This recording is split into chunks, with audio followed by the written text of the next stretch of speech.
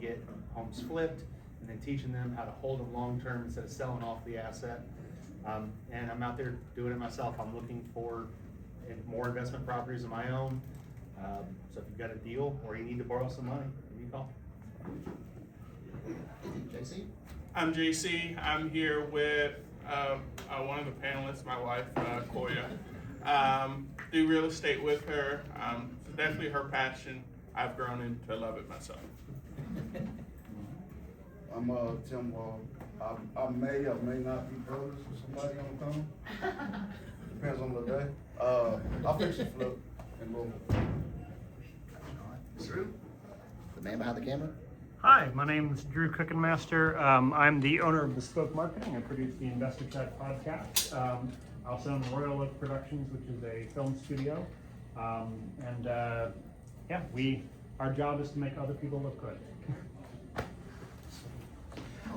All right, I'm Milton Ali, and I am a realtor with Keller Williams. That's my day job, and I have a part-time gig, which is co-hosting with Hampton on the Investor Tribe podcast, and also building out the Investor Tribe as a platform.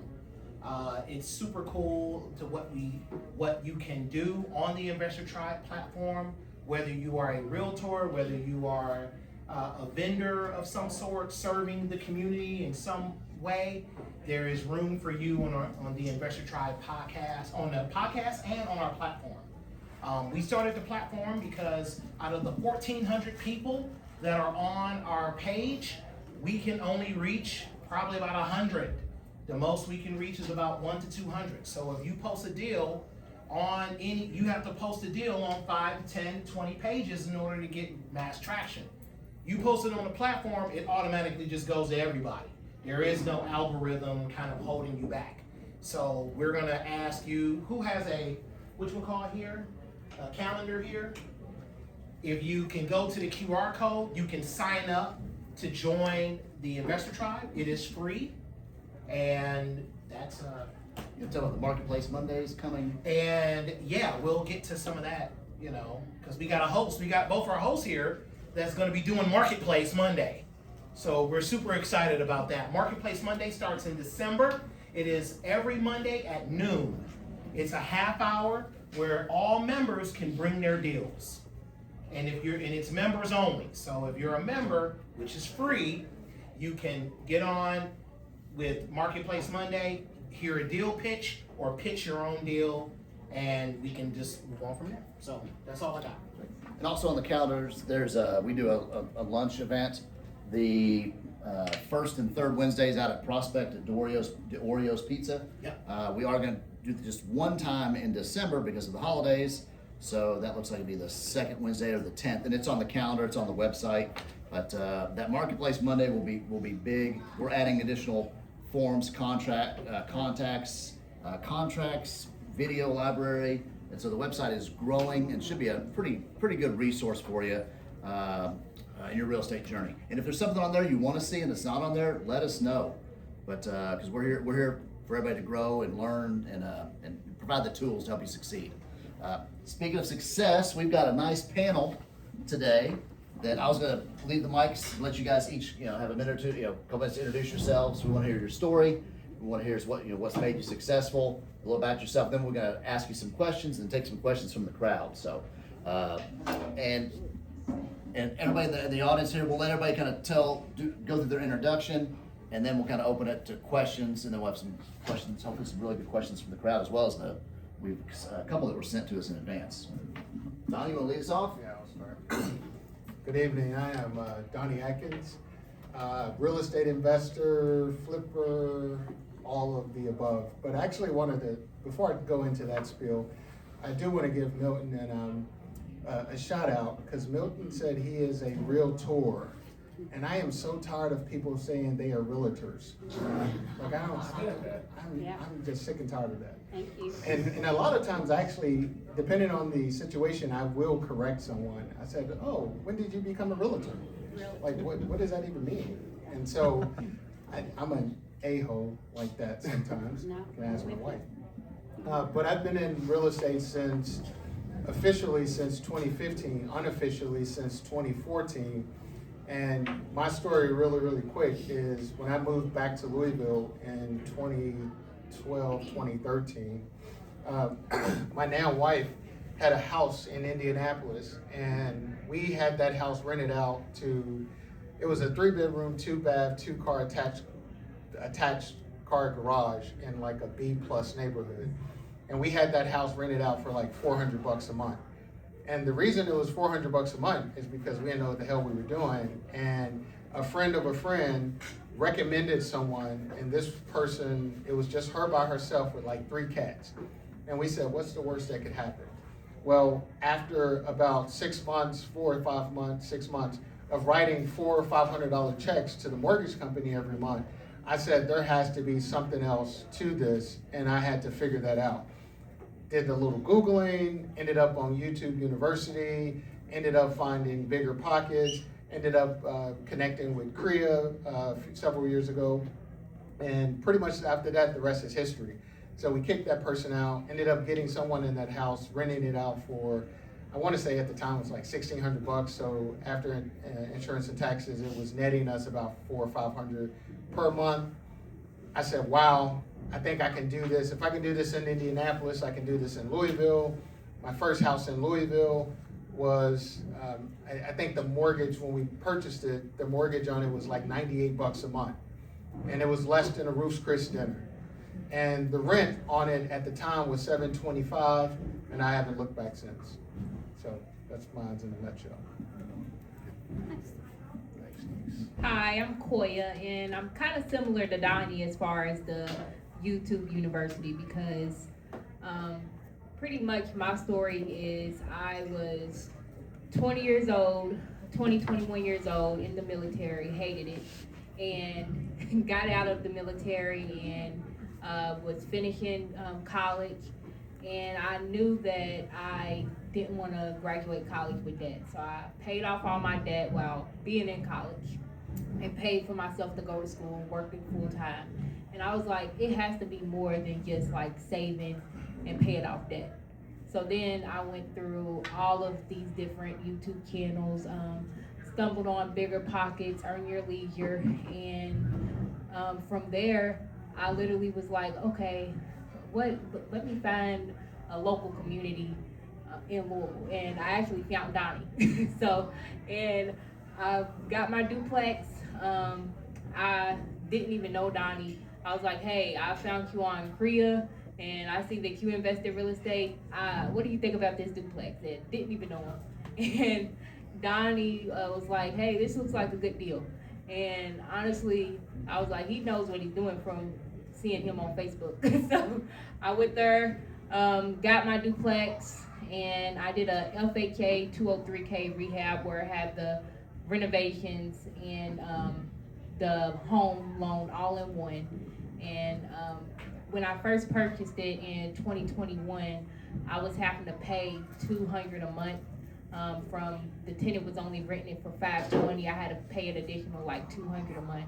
And like literally a year later, COVID spiked all the rents. So I went from having to pay $200 a month to living there completely free. And I was like, oh my goodness, like I'm not living at my parents. Like at my parents, I wasn't paying bills. Now I'm living by myself, not paying bills. So it was like a really big change for me. So from there, that's when I just kind of did house hacking. I have another small multi with my husband where we house hack still. I've gotten other single family homes, and it's just been a very big, cool experience. And it all started just looking on YouTube, finding CREA, reaching out to Donnie, not even knowing him, and that was also my connection with Milton as well. So it's just been a fun experience for me. Hi, I'm Angie Chambers, and my background is elementary education. I was a kindergarten, first, second grade teacher for 20 years. I started in real estate kind of as a hobby. I always had a passion for real estate, and we just came upon a neighbor who wanted to get out of their house, And we started thinking of creative ways to buy the house, and we ended up buying the house and flipping it. That was our first flip about 20 years ago.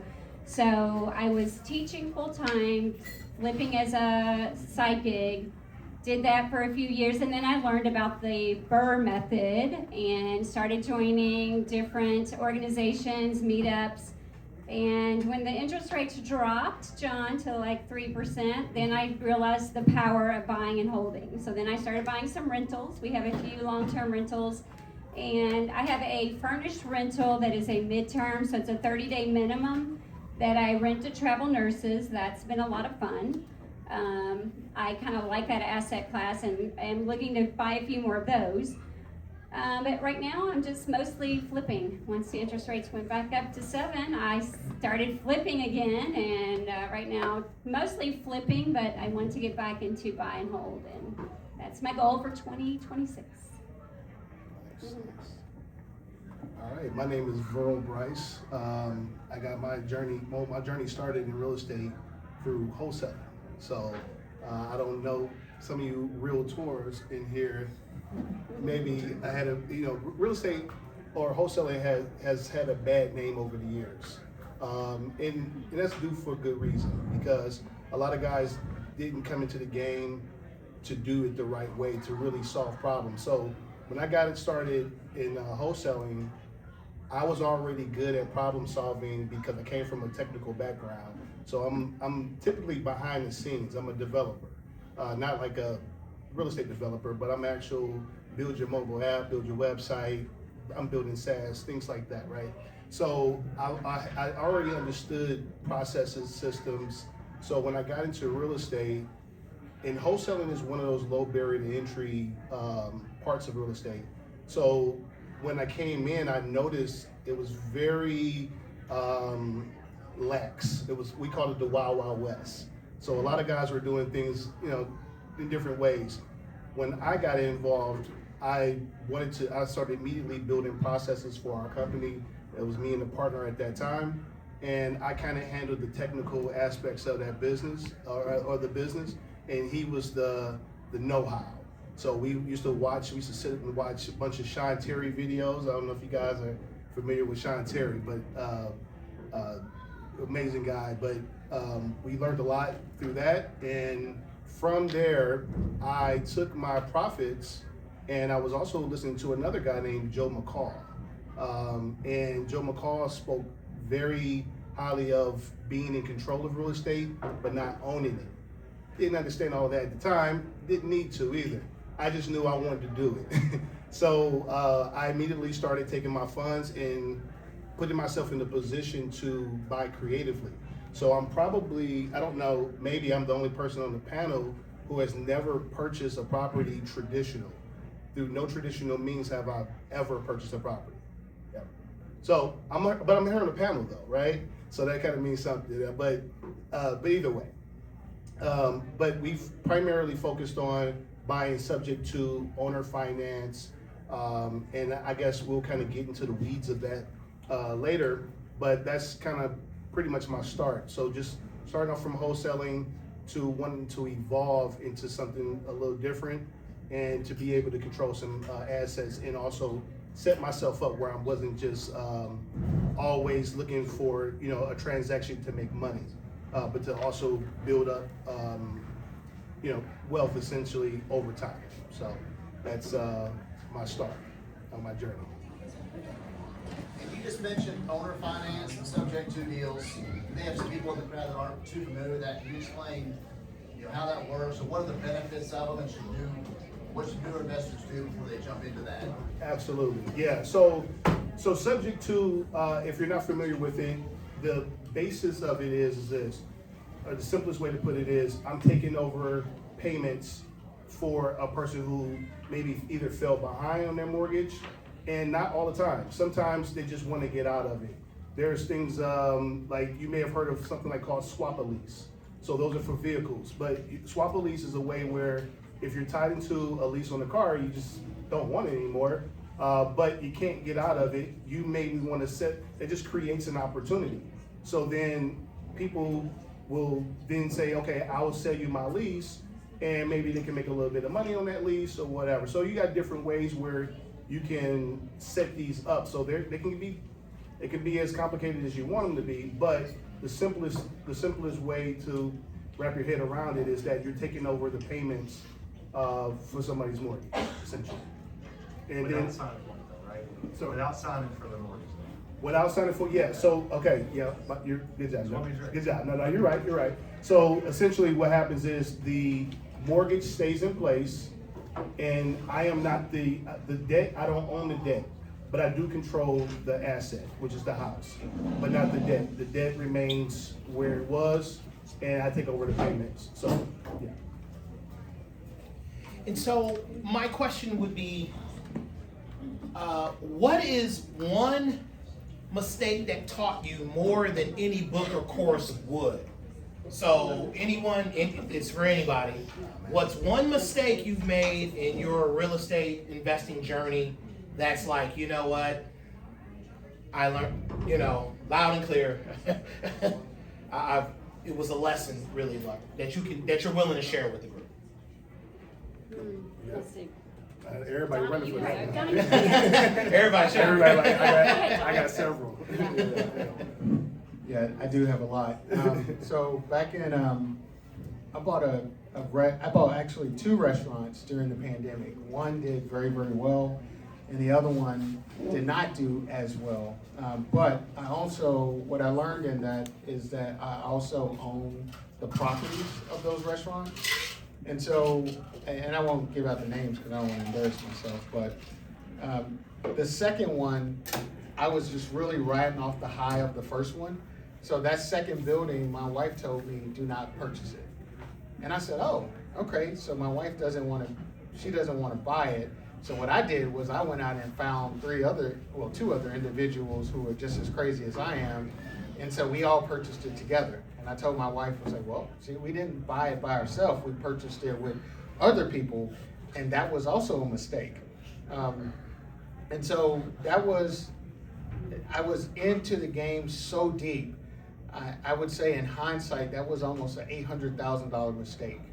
And so a few things on that. What I've learned is, like, always have a business attorney. And even I had a business attorney at the time, but I was not using him the way I should use him.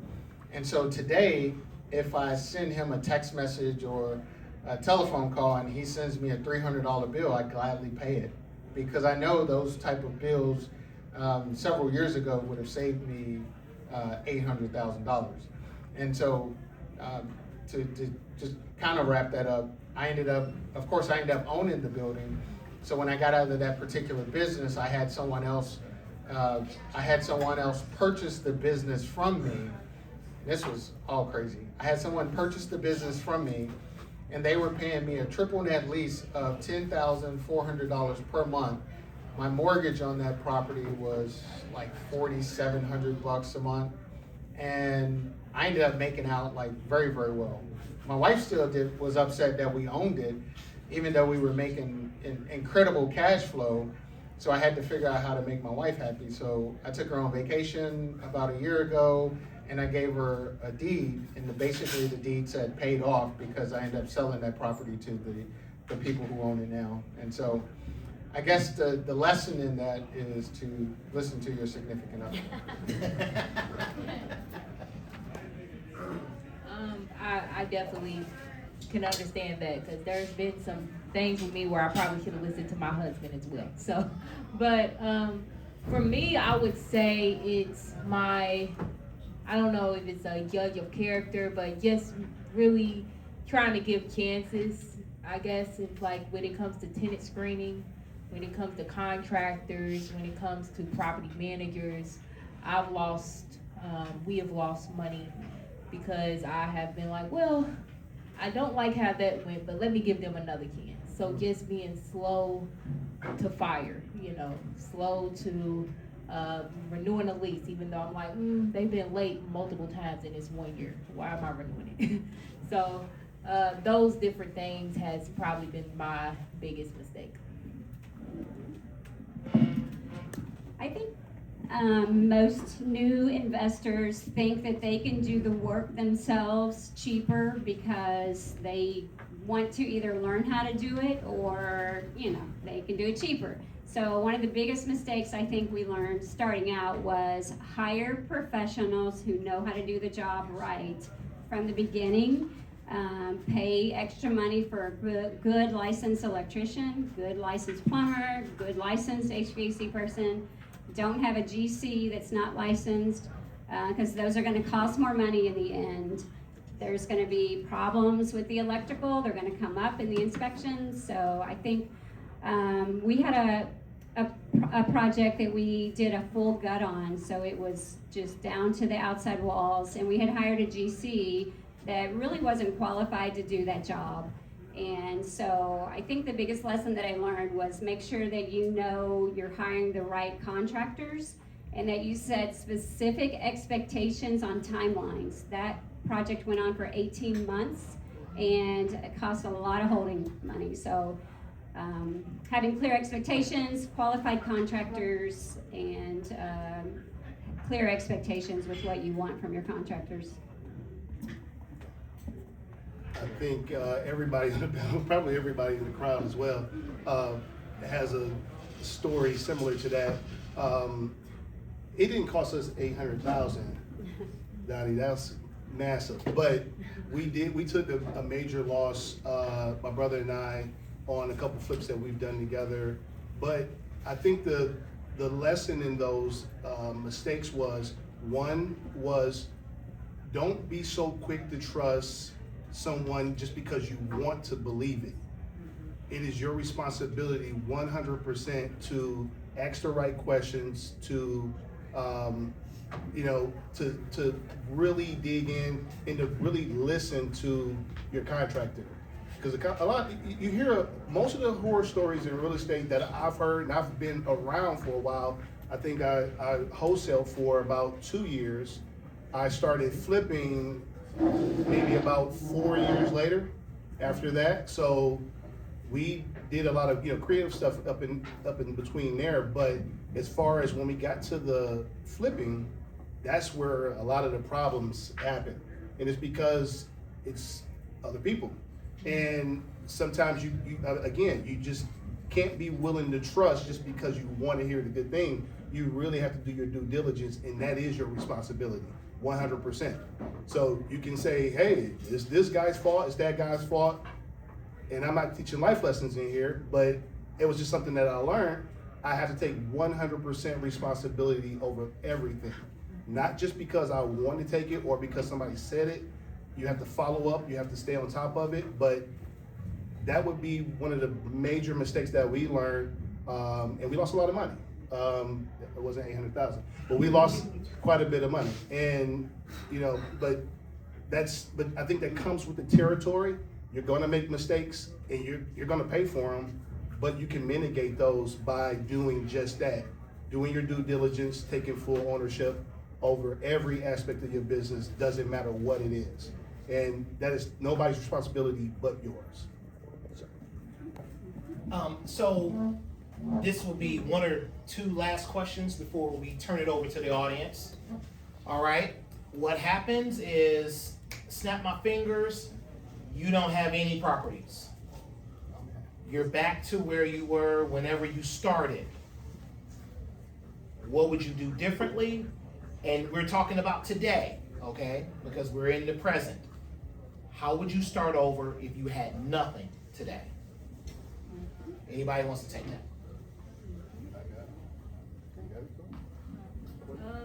So if I had to start over completely today, I would, one, make sure I don't have any consumer debt. I would pay off all consumer debt because this is if you're doing rentals. I don't know about flipping, but for rentals, I would make sure I don't have any consumer debt because different things come up when it comes to owning rentals in general. I would also make sure I have a good credit score. I would try my best to do what I can to make sure I have a 720 credit score because you get more easier lending options. I would also house hack. I think house hacking is the best and the easiest way to get started with real estate. So I would either buy a property, buy a house and rent out the rooms. If I don't want my tenants to be that close to me, I would buy a duplex and rent out the other unit. I would just do whatever possible to where I'm living for free by house hacking.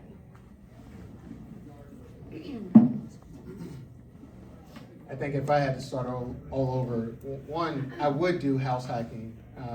Before we moved into our house today, I tried to get my wife to buy a fourplex and she was not interested in it at all. But secondly, and I'm just now learning this, I've called Hampton about this several times and I'm just now really figuring out this particular game. But if I knew what I knew today and I had 0 properties and I had to start over, I would quit my job and I would be buying properties out of my IRA. Like I would try to figure out as much as possible and buy it out of an IRA. Now, although you do have to, and I say quit the job because you have to have access to the IRA. I know some people say you can start one up and yada yada. Banks will, if you have a significant amount of money in that IRA, banks will look at you very, very favorably and they wouldn't care as much as you working a 9 to 5. And so we're going through that process right now. And this is like a game changer. Now, of course, there's some caveats to that. Like you can't touch the money. You can't deal with any of the money until you're 59 and a half, which I thought, that kind of sucks. Because if I'm making 100% of the money that I'm supposed to make, I can't give myself a loan until I talk to someone, and that name will remain anonymous unless you ask me. I just don't want to put them out there. And it's like, oh yeah, everything is legal if you know how to do it. And really figuring out how to do it out of an IRA is almost, what is it, the 8th wonder of the world, and I wish I would have known that about 10 years ago.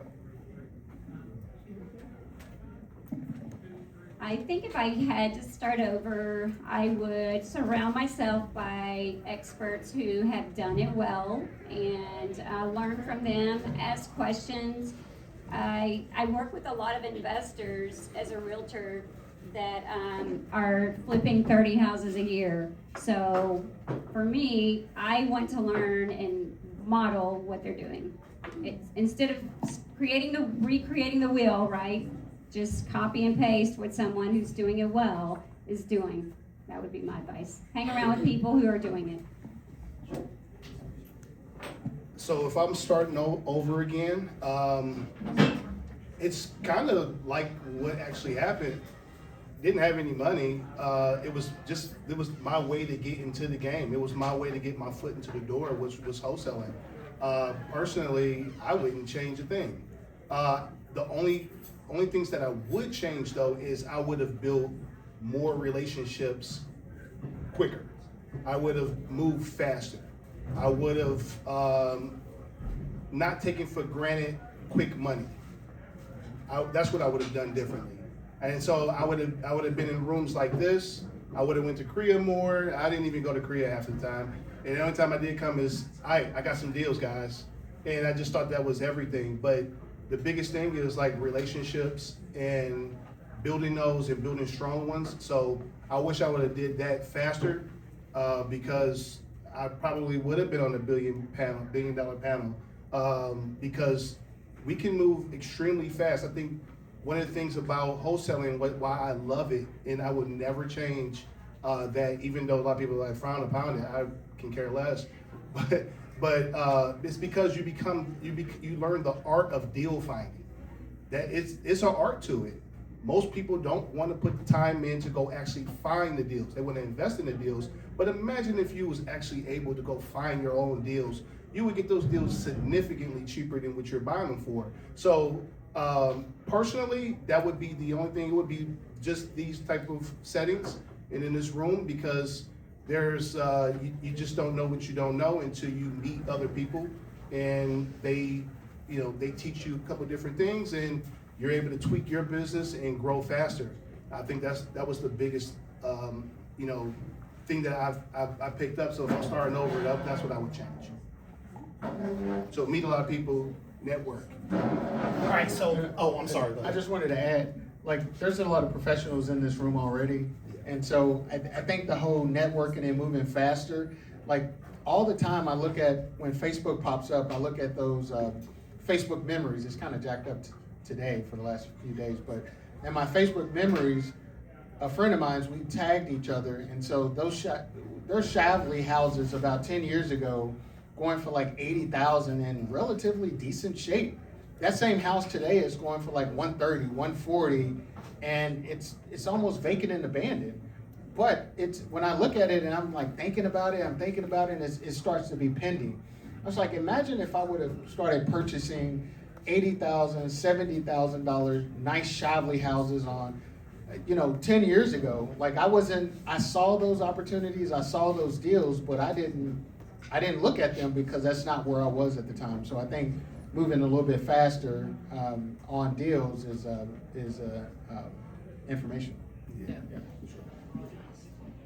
Okay, so the last question before we go to the crowd is, there's somebody in here who wants to start, yet they don't know what to do and they feel stuck.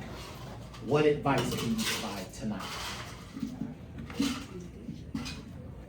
Give the deal to me.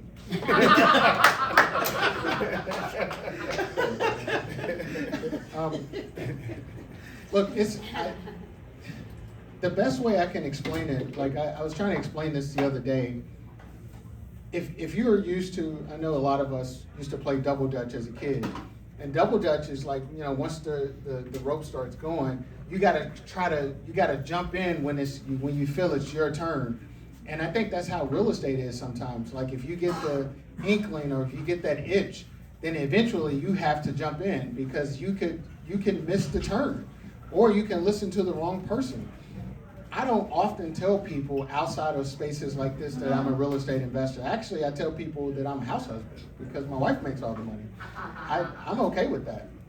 And so I don't usually talk about that outside of these particular events. But imagine if you don't start, what that looks like. And so imagine listening to someone who is telling you, because I think there's just as many people who were in real estate who are not in real estate today because they didn't want to fix toilets. And I was like, really, toilet? That is just the least of your problems. Like, we're trying to figure out how you build generational wealth. And what has happened over the last, I would say, let's just say 3 months. Amazon has laid off, tens of thousands of people. Ford, Humana's moving out of the community. Like, all of these people are laying off. The pension is gone. Like, you can forget it. If you work a job with a pension, like, please stay there. But all right, I'm gonna pass it on because I can keep on going. What was the question? No, really, what was it? If you don't know, if you feel stuck, Yeah. you want to get started, but you feel stuck and you don't know what to do. Okay. Yeah, that's what I thought. But so for me, so there's always gonna be like so many reasons why not to get started. But for me, the way how I looked at it and what I literally told all of my family and friends, because everybody was looking at me crazy, I don't know anybody who will not need a house. Everybody needs a house to live in. So for me, I just don't see where there's ever gonna be a loss into owning a property. There's always gonna be someone that needs to live somewhere. The government never wants everybody to be homeless, right? So I just feel like, for me personally, that has really been my deciding factor on why, even when I get so upset, why I didn't just choose to sell all of my properties, right? Because everybody always needs somewhere to live, and there's always gonna be growth within real estate because of it. I, again, want to go back to the whole idea of networking, coming to these events, meeting other people who are doing it, asking questions. Other investors can teach you who to go see to get money. How are you going to get your financing? Well, I can connect you with somebody who's good at financing. You can do private money, hard money, traditional. Where do you find your properties? Well, come to CREA. We're going to meet wholesalers, and they're going to help us find properties. How do you find contractors? Well, again, ask other investors what contractors are good. So I think it's networking and just talking to people who are already doing it, asking questions, finding someone who can mentor you even on your first deal. Just kind of joint venture together and get started. Just get started. You're gonna make mistakes, and that's okay. Just get started. And you took my answer. No, but yeah, it would be the same thing, really. It's networking, it's empowerment through other people. If you sit down with John for just a moment, I met John at Milton's birthday party, actually. Top dog. Yeah, we had that was a great night too, by the way. And the way he talked about the BRRRR method was invigorating. I actually went to my brother's house afterward, and I said, bro, we gotta do the BRRRR method. Like, we gotta be in this BRRRR stuff. Like, it's hot, like it's jumping. And I see the vision for it. Talk about the 4 quadrants. It's like, I don't know that stuff if I'm not at an event. I don't hear that quickly. So, I mean, yeah, you might get lucky and hear it on YouTube University, but to see someone actually speak with empowerment to empower you with the ideas just because you're in the room, that's second to none. So that's why, that's so powerful, the networking aspect. You have to be in the room. And again, like I said before, the thing that I learned the most, or I would have, like I said, I forgot what the question was, but the thing that I learned the most about myself was like the way I could have started my career faster would have been just networking. So that is the answer, because you just don't know what you don't know until you know it. And you got to get into these rooms. You got to shake these hands. You got to come up out that shell, because YouTube University, while it will give you certain information, you're gonna probably have analysis paralysis, right? And I think everybody's had it. So it's cool. Don't beat yourself up. If I'm talking to that new person, don't beat yourself up. But get in the room, be around these individuals that's in this room, because it's a wealth of knowledge in here. I don't know everybody personally, but I can just tell the way everybody's swaggered out, how you cross your leg, how your demeanor, your nonverbals. I see some real players in the room. So this is the type of room you want to be in. So do that, you'll be fine. Okay, so now we would like to get any questions from the audience. Anybody that has a question, we can bring it before the panel. Yeah, go ahead. Virgil. You mentioned 4 quadrants or something that you learned of. Yeah. Could you share?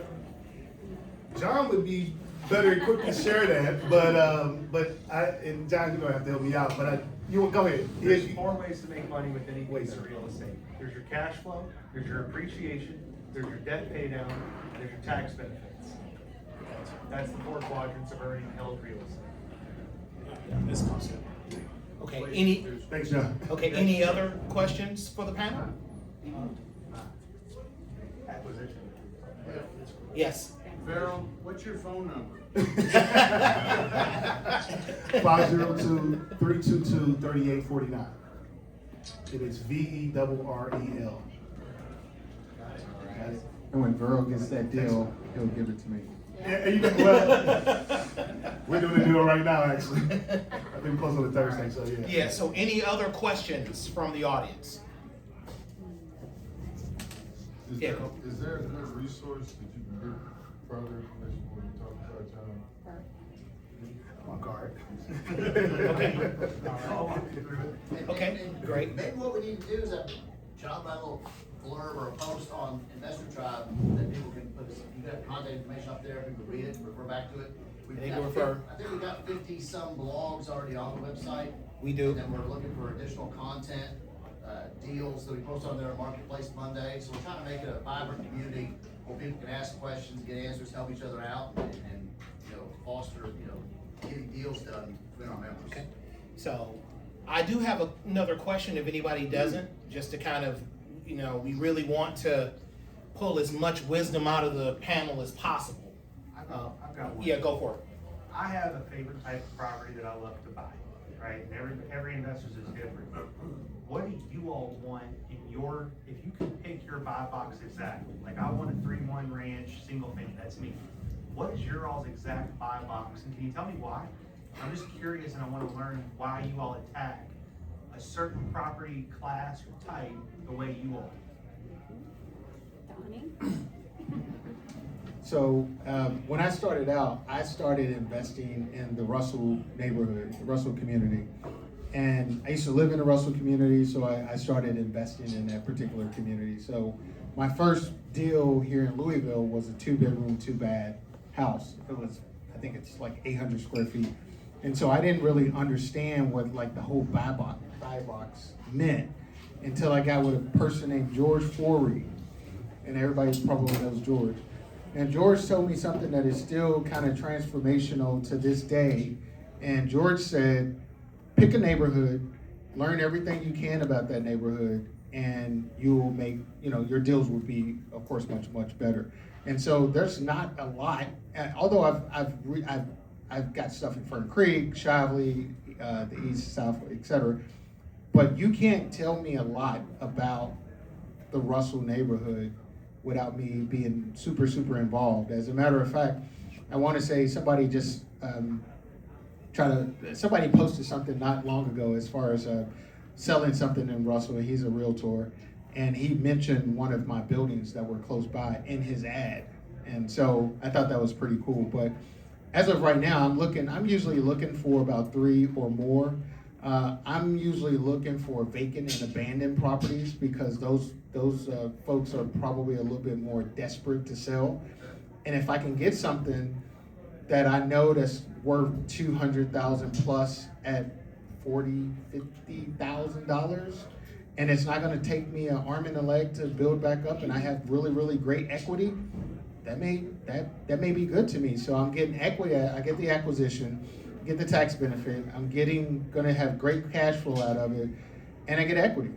So I'm pretty much hitting all 4 of those quadrants. So for me, as long as that is kind of the price points around where I'm going to be at, like I don't really mind it being even a 2-bedroom. So, yeah.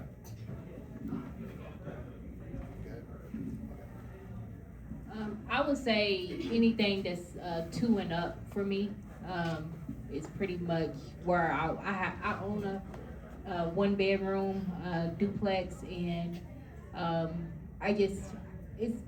have long-term tenants in those, but I find that it's more marketable 2 bedrooms and up. We would find tenants. So for me, my buy box is deal by deal. I think for rentals, my buy box is a 2-1 or 3-1, like you, John, because it has to make sense financially.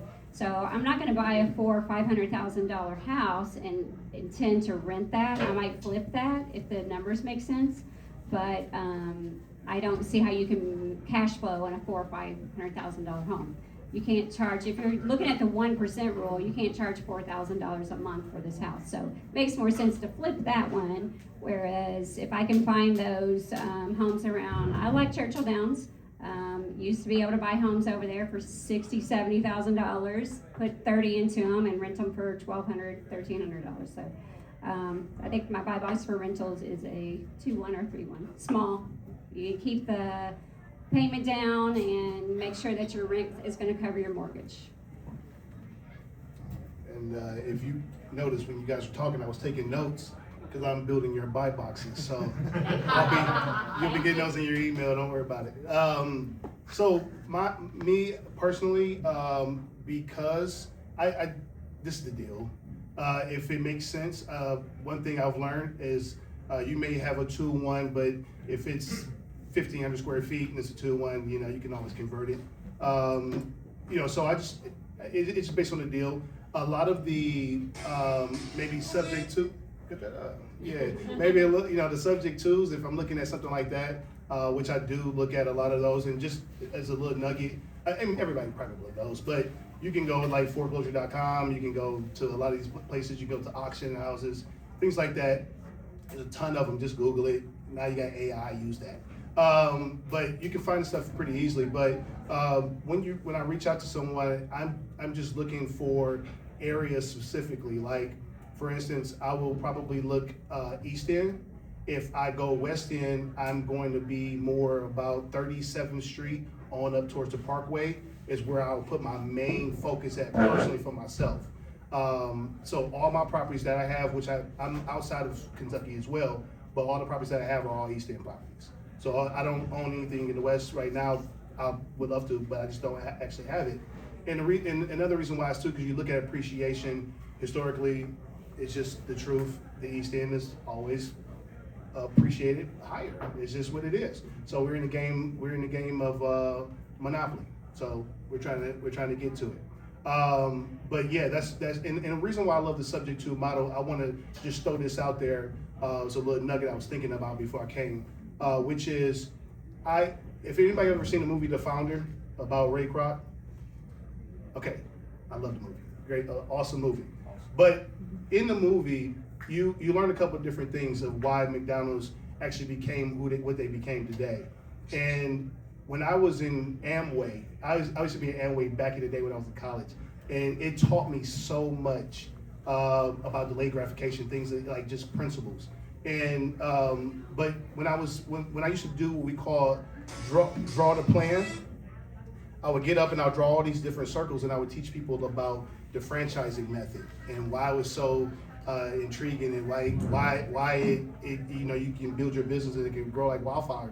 And when I started looking at subject to and just even creatively, the reason why it was so intriguing to me is because when I looked at it from a franchising model, and not necessarily like a franchise itself, but the idea of it. One of the ways that I mitigated risk was being able to put tenant buyers into my property, and they became franchisees. So they thought like a franchisee because they had to show up. They had to make sure that the cooks were there. They had to make sure that the schedules was made. They had to make sure that the property was clean. So when I'm thinking about properties, I want properties that's going to appreciate, but then also that people are going to appreciate. And I could put them into these properties, and I know for a fact, which I have a property in Brazil, Indiana. I've never been there. But it's a beautiful home, but the guy calls me all the time. I don't have to call him. He calls me. He takes care of all the maintenance, he takes care of everything. And he has a beautiful family, they all live in the house, and hopefully he'll be buying this house soon. But for me, that's kind of what I'm looking at. So when I'm looking down the road, I'm looking at properties that I know is gonna appreciate well, and that I'll do well on the back end. And for flips, it doesn't really matter where they're at, just as long as the price is right. Yeah, I'm good there. That movie you bring up, one of my favorite lines about how to think comes from it when they ask him at the bar what business he's in, and they tell him he's in the hamburger business, and he explains how they're all incredibly wrong. Yeah. Because almost everybody thinks that McDonald's is a hamburger business, and it never has been. Nope. They own almost all of the highest end corners in America, and they own the land and lease back hold. He is the world's largest single real estate player, and if you haven't seen it, you should take a look at it. Any other questions from the audience? How do you all find your contractors, and what do you look for? So my brother is a licensed general contractor, so we kind of got lucky on that. But I'm social media, man. I've tested out several contractors over the last decade. Some I liked, some I didn't like. Some really try to cheat me.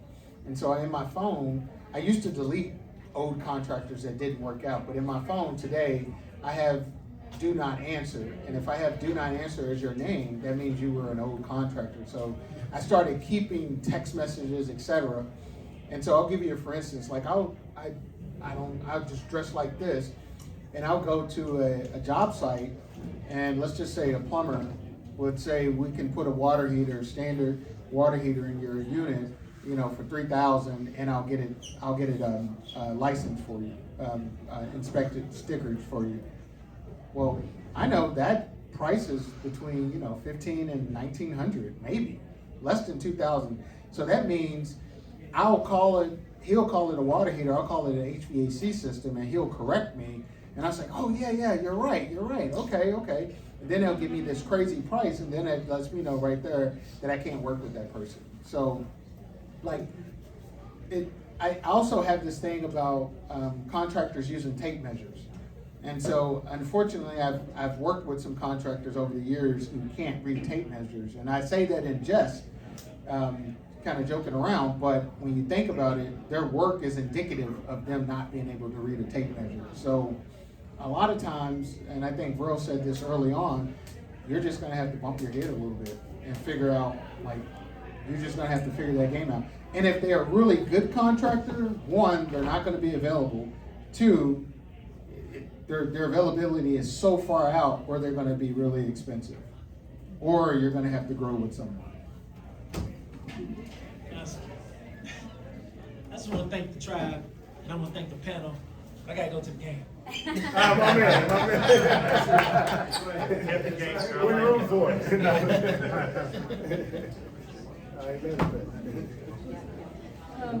Kind of similar to Donnie. Basically, you gotta really learn. And I actually just started that where I have do not hire or I do not answer. I have that same thing. But for me, I have a contractor that's started with me at the very beginning. I've just still worked with him, and he gives me the lowest prices. And sometimes I feel like, no, you raising the prices on me. Then I'll go to somebody else and the work is poor, and I'm like, let me go back to him. So for me, it's I've been dealing with the same contractor. I work with him pretty much for all my projects, and when he's not available, I use social media, or I reach out to other investors and ask for, hey, do you have a plumber or electrician? And that has been what has helped me. Yeah, I was gonna say, I think recommendations or getting referrals either from another investor or realtors. Realtors have a list of contractors because we have to do repairs on, when we're working with buyers. We know who all the good contractors are, right? So we have a list of preferred contractors. So ask a realtor or an investor. Absolutely. I think all those are excellent ways. One of the things I do sometimes is, and it happened by accident, actually. When I'm driving around in the neighborhoods, so I do a thing we call driving for dollars. And so we'll just be in corner after corner. Oh, is it not on? We'll just be in corner after corner, and I look for dumpsters. So, but do this with respect, guys. So I'll find a dumpster, and then I'll befriend everyone on the site. And so I'll go up, and then we'll talk. And so I get two things out of that. Number one, I'm about to get a contractor, or at least a plumber, or somebody to drywall, whatever. Secondly, I get to see the work. So I go in the house and I go take a look at the work, and I'm like, oh, you guys did a great job. You mind if I take photos? And then I just, connect. So I do that a lot of times for guys that I work with. Like obviously I know quite a few investors throughout Louisville. I mean, we all know each other pretty much. But I sell a lot of deals to different guys, and so I have some guys who are kind of newer, and they're like, do you know any contractors? Well, yeah, I actually met one. And I may pass some information along. So, because I think the biggest thing, personally, just so you wrap your head around like who I am and how I move, I believe in I want to serve everyone that I'm doing business with. So if I bring an investor a deal, if I can also bring him a contractor and he loves me, and then he wants to come buy that deal from me again, right? So to answer that question, drive around, look for dumpsters, but you don't want to poach people's work. You don't want to be disrespectful because that ultimately comes back on you. So tread lightly with that. Personally, that's how I move. But I will go around, look at dumpsters, and not look at dumpsters, but look for dumpsters and connect with different contractors that way. Is there anything, well, let me share this one last. Before we wrap here, is there anything that we did not ask you that you would like to share with the audience tonight? Not really. I mean, this was cool. I actually know several folks in here, but I kind of want to hear from the young kid over here, only because I'm in my 40s and I've been in real estate for like the last decade or so, and I can only imagine where I would be if I was like in my 20s. learning and understanding real estate. So I know I put him on the set, Dad. So, you know, if he could just ask one question of everyone, that would be awesome. I told him to ask a question. Yeah, since he's talking to you and Riker as being young people in the room that are learning about real estate. Yeah, I think that's good. That's serious.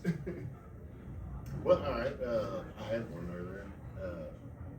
How should I get him started, like on his first deal? He's 15, he'll be 16 pretty soon. I know, that's what I thought, like doing wholesale. He comes with me on flips, he homeschools, so he's with me all day on flips and rentals. He's going with me to pick up rent checks and all that stuff. So I'm trying to figure out how to start him out. Like, should I like gift him a rental to manage or oversee it, or I'm trying to think of ways to try to get him involved. And I would personally say wholesaling, but also as 15, like, what does your social media look like? Because I've actually followed a lot of folks who are in their 40s, 50s, and 60s, but they have the younger kids doing social media. So do you have a TikTok or Facebook, etc.? No, he's not on social media. Well, not him per se, but the company. So, like, if you're renting to people, the company being on social media, and it's just like, follow his journey as a 15. Like, how many other 15-year-olds in this city are on that same path that he is? So that's one. Homeschooling is already awesome, but to be on the real estate path that is, like, there's not many. So homeschool book, start there, or wholesaling book. Well, YouTube. I would say Yeah. YouTube University. One guy in particular, his name is Zach Ginn. Zach Ginn is amazing. He's amazing. His father is called Flip with Rick. So it's a father. Man, goodness, look at that. Go look at Flip with Rick. It's a father-son combo, and these guys are killing it. They're down in Florida. They're in Port Lucie, something like that. Port Lucie, St. Port Lucie. Yep, that's where they're at. So they are killing it. I learned a lot of stuff from them. Even still, I'm always searching. But well, it seems like I might as well go. What was the question? So we'll just kind of end, unless you have Oh, something yeah, to share. it's We'll something end to with share. you, Okay. but there is something that we didn't ask you that you really need to tell us tonight. Not really, but this is going to be a shameless plug. I told you guys I come from a development background. I am working on something, and I didn't talk to you guys about this, but I am working on something, and we're going to be looking for some beta testers very soon. I'm basically building me. So everything that I do, I am building it and giving it to you as a user of our platform. I will start sharing this. You're going to see a whole lot more of it. I'm going to be sharing it through the tribe. Tribe is going to have, we're going to work out something, we figure something out. But it's going to be pretty cool. It's called Investor Sprout. It's gamified, so the idea is that you start off as a seedling, you can grow into this mighty, massive oak, right?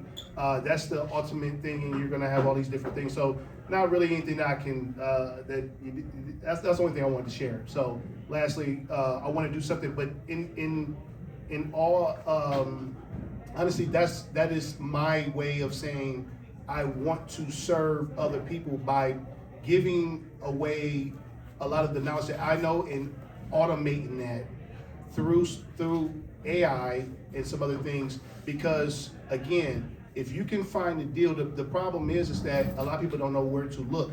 So if I can create automation for that and give it to you, then now you can have your own conversations. It's cool to have me to buy a deal from me. I love that. But ultimately, it empowers you to be able to pull from these sources automatically and then be able to close the deal yourself. So that was it. Investor Sprout, look for it. If you come to the tribe.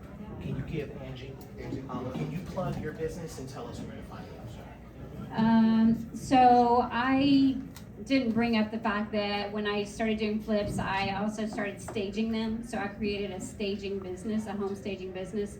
And I left teaching 2 years ago to do this full time. So I'm a realtor, I'm a real estate investor, and I own a staging business. And I work with a lot of investors on design consulting. So what I have learned is that contractors are not designers. If you're relying on your contractor to pick out your designs and finishes, you're making a mistake. So hire a designer or someone to come in and give you some ideas. What are the trending colors, tile, lighting, and maybe add in some staging to make your project look lovely if you're doing a flip. And believe you me, you may not think you need someone like Angie, but you might. So please, please, seek her out. All right, so we want to thank our panel. Let's give them a round of applause.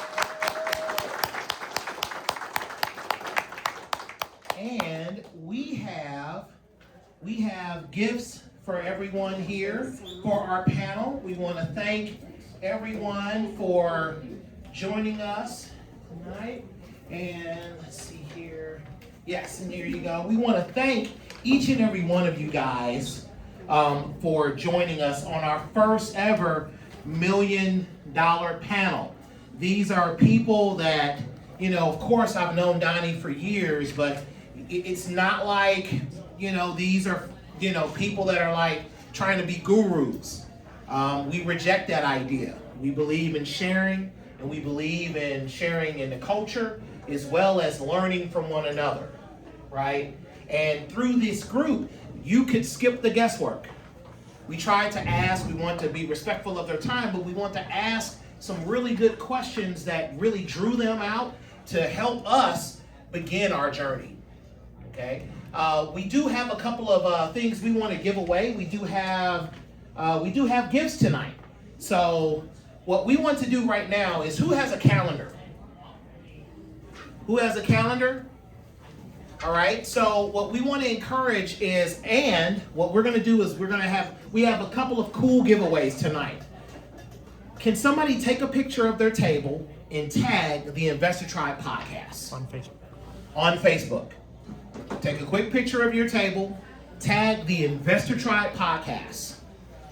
And when you show me that, one of these gifts will be yours.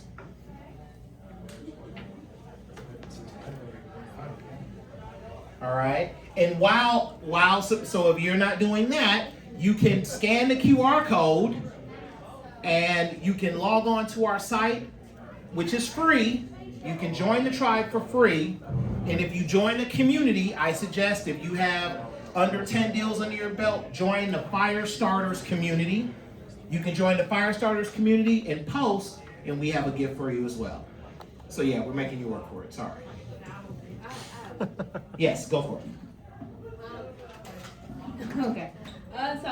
Just one thing I wanted to also mention. My husband and I, mainly him, but we're both security installation technicians. So if you do have vacancies in rentals and you're wanting security systems installed, we are licensed technicians through Vivint, and we have the ability to install those systems on your rentals or flips and things like that at a discounted price. Very nice.